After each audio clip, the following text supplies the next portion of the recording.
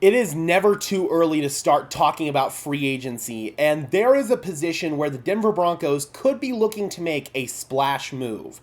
The Broncos held their end-of-season press conferences today at Broncos Park, powered by Common Spirit. We heard from Sean Payton, George Payton, as well as owner Greg Penner. When Sean was at the podium, he got multiple questions about the one position that has really been a nagging problem in Denver ever since Sean has arrived, and that is the running back position. The Broncos have not had a 100-yard rusher since Sean Payton got here. The last time that they had a 100-yard rusher was 2022 when Latavius Murray did it. So the Broncos need to make some drastic changes at the running back position, and Sean Payton pretty much readily admitted that in today's press conference. And he also said, per Andrew Mason on Twitter, that they're going to have more than just one back. They're going to stack that position group. For better or for worse, I know a lot of people want the Denver Broncos to focus on just having one bell cow back, but for better or for worse, Sean Payton has always been a multi-running back coach. You think about his early years in New Orleans when he had Deuce McAllister and Reggie Bush. Then that eventually evolved into Pierre Thomas and Mark Ingram. Then it became Mark Ingram and Alvin Kamara. The New Orleans Saints under Sean Payton always had multiple running backs, and Sean's tried to establish that here in Denver with Javonte Williams and Samaje Perine last year. Jaleel McLaughlin was designated as sort of the gadget guy, the Darren Sproles, if you will.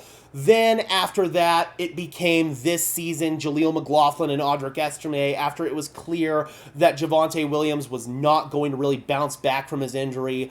They still had a role for Javonte because he was the best pass-protecting, pass-catching running back, and he was going to put two hands on the football. He wasn't a risk to fumble the ball. Sean Payton, every time he gave Audric Estime a touch, would clench his butt cheeks on the sidelines because he would be worried that Audric Estime would put the ball on the carpet. They still don't trust Estime. That is very apparent with the fact that he was inactive for the playoff game against the Buffalo Bills, and they elected to go ahead and start Javonte Williams in that game, and that ultimately looks like a mistake. Javonte Williams is not going to re-sign with the Broncos in free agency. That's very clear. He has played his final snap as a Denver Bronco. I still think that Audric Estime will be on the roster next season, but he's going to be on thin ice. They love Jaleel McLaughlin. They love him as a gadget running back. The problem is, with his small frame, you can't really give him more than 10 to 12 touches a game without him risking getting injured. It's kind of the Phillip Lindsay problem. I anticipate that the Denver Broncos will be making a big move in free agency for a running back. That doesn't mean that they're not going to draft one as well. If Ashton Jeanty falls into their lap at 20 overall, they will absolutely take Jeanty, even if they sign a running back in free agency. But based on reports coming out of the NFL, that's probably not something the Denver Broncos can guarantee happening. Jeanty's probably going to go in the top 10, so the Broncos might have to turn to free agency if they want to make a big splash move at the running back position. And there's actually been a report that Aaron Jones could leave the Vikings to sign a 3-year deal with the Denver Broncos. This was reported by NFL insider Ben Solak. However, there would be a stipulation here because Jones is about to be on the wrong side of 30. In fact, I think he turned 30 this past month, so this next season is going to be his age 30-31 season. I don't necessarily feel confident about that. Even though Jones had 1,100 yards and 5 touchdowns on the ground and 51 catches for 408 yards and 2 touchdowns through the air, I don't feel comfortable about signing a running back on the wrong side of 30 to a multi-year deal. Solak said that, I'm trying to find it right here, it would basically be a 3-year front-loaded contract, which would allow flexibility to move on from Jones relatively cheap in year 2 and probably at almost no cost in year 3. So that is something you could think about. However, there's another running back who's going to be available in free agency who might be a little bit more of an intriguing option, and I am talking about Najee Harris. Excuse me.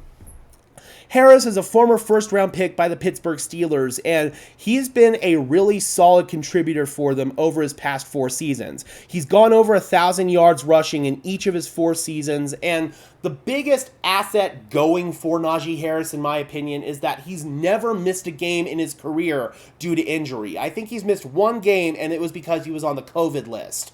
That is one of the biggest positives of a running back, is the fact that they can stay healthy. He does have quite a bit of tread on the tires, but Najee Harris is going to be entering just his age 27 season in 2025. That makes me feel a little bit more confident about him being able to sustain that production for at least 2, 3, 4 more years. Aaron Jones, it's pretty clear that running backs, once they hit 30, fall off of a cliff relatively quickly and relatively drastically. There are exceptions to that rule, but the Denver Broncos cannot depend on Aaron Jones, who's kind of a smaller framed running back in his own right, to be the exception to that rule. Najee Harris is a bigger body at 6'1", 242 pounds. If you want more of a bruiser as a runner, I do believe that Najee Harris would be your best option. So for me, I would much prefer taking a chance on Najee Harris in free agency than I would on Aaron Jones. But let me know your thoughts in the comment section below, Broncos country. Do you think that Aaron Jones or Najee Harris would be the better addition for this team? Drop those comments down below, guys. I would love to hear from you, as always. Be sure to leave a like on this video, as well as subscribe and ring the bell so these videos appear in your notification feed. I would really appreciate it, guys. Those are both free and easy ways to show your support. It helps tell YouTube's algorithm to push us out, and it helps us get seen by more and more members of Broncos country, just like you and me. And before we get out of here, guys, I want to tell you about the affiliate partner for today's video, Green Gridiron Helmets. Use code DENSYN, DENSYN, link in the description below to save off your first purchase on authentic NFL helmets, from small replicas like this one to full-size helmets. Again, that is code DENSYN, link in the description down below to save off your first purchase from Green Gridiron Helmets. Thank you so much to them, and until next time, guys, I am your host, Gage Madrid, saying peace out.